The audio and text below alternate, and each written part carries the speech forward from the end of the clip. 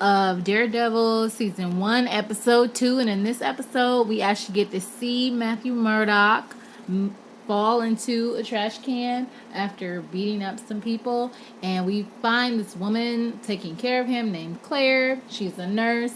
And so she's taking care of him initially outside, and then she's able to get him to her apartment, and so she takes care of him there. He's like asking questions and trying to figure out who she is, and she's trying to figure out who he is. And then they kind of flash back to when he was younger and when he was actually in the hospital, and his father was telling him what's going on. And then we kind of go to this other part of a little bit more of Karen and Foggy and her being at the office and kind of working there. And then we go back to Claire and Matt, which I like Claire and Matt. I think they're kind of cute, whatever they're trying to do with that, but I kind of like that.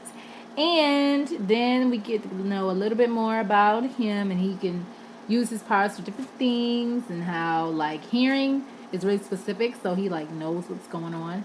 And then of course they kind of flashes back to his parents, and specifically his father, and how his father was on the phone with his mother a little bit, and how Matthew is learning what his dad does as a fighter and winning matches, and he's able to listen to that and, you know, learn more about his dad and just kind of support him and everything.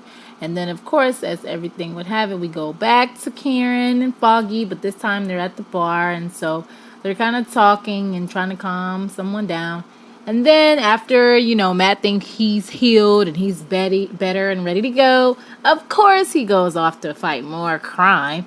And Claire has a problem with that because you just survived literally a couple hours ago, and now you want to go out and do the same thing. And it's just kind of like ridiculous in her opinion. And I totally understand that. And so then while that is happening, we see a young man that Matt Murdock is like, listen, you're going to give me the information or you're not going to live to see the day. And of course, the young man's like, oh, no, it's going to be fine. No problem. And of course, Matt threatens him enough to where he does end up telling him the truth. And then it kind of flashes back to us seeing poor Matt allowing his emotions to get the better of him, in a sense that he flashes back to his dad winning the match, but unfortunately losing his life. And so we see a little glimpse of that, and then it goes on to Matt fighting and able to protect someone. Thanks, guys.